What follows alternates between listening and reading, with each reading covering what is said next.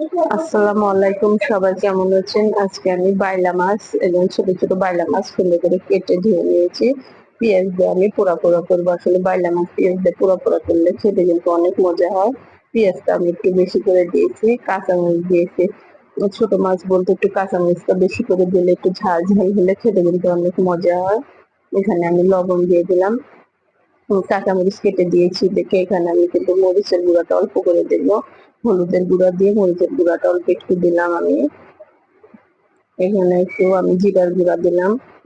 আদা রসুন বাটা দেবো। আদা রসুন বাটাটাও কিন্তু আপনাদের মাছের অনুযায়ী দিবেন। যেহেতু অতিরিক্ত বেশি হলেও কিন্তু গন্ধ লাগে, কম হলেও কিন্তু মাছের একটা আস্টা গন্ধ করে, খাওয়া যায় না। দিয়ে এটা আমি সর্ষের তেলটা মাখিয়ে নেবো। আপনারা সয়াবিন তেলেও রান্না করতে পারেন। ছোট মাছ বলে আমি তেলটা একটু বেশি দিলাম। আসলে ছোট মাছ একটু পোড়া পোড়া করবে, একটু তেল বেশি হলে কিন্তু খেতে কিন্তু অনেক মজা হয়। পেঁয়াজটা আমি ভালোভাবে হাত দিয়ে কষলিয়ে কষলিয়ে মাখিয়ে নেবো। এভাবে মাখিয়ে নিলে কিন্তু আসলে ছোট মাছ আমার কাছে হাতে মাখিয়ে রান্না করলে খেতে কিন্তু অনেক মজা হয়।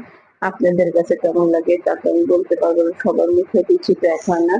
এভাবে মাখানো হয়ে গেলে এখানে কিন্তু আমি একটু পানি দেবো অল্প করে, যেহেতু ছোট মাছ বেশি পানি দেওয়ার দরকার নাই। পেঁয়াজটা সিদ্ধ হয়, মাছটা যেন সিদ্ধ হয়। এভাবে মাখানোর পর পানি দিয়ে এইভাবে আমি মাছগুলো কিন্তু দিয়ে দেবো। এভাবে আসলে ছোট মাছ রান্না করলে এত যে মজা লাগে, আপনারা কিন্তু ভাত ছোট মাছ দিয়ে অনেক বেশি ভাত খাওয়া যায়। ছোট মাছ ভর্তা শাক হলে ভাত খেতে কিন্তু মজা হয়। এভাবে হওয়ার পর মাখা নেওয়ার পর আমি চুলায় বসিয়ে দিয়ে একটা ঢাকনা দিয়ে ঢেকে দিলাম। এই যে দেখুন ঢাকনা দিয়ে ঢেকে দিয়ে যখন বলক আসবে, এই যে দেখুন আমি চুলার পাতিলের চারপাশে ভাবে আস্তে আস্তে ঘুরিয়ে দেবো। দিয়ে আমি আবার ঢাকনা দিয়ে ঢেকে দেবো। যখন ঢাকনাটা ঢেকে দেবো, যখন আমি চুলার পানিটা কমে আসবে, তখন কিন্তু আমি এবার ঢাকনাটা দিয়ে এখানে পাঁচটা করে ভেবে আমি করে দিলাম।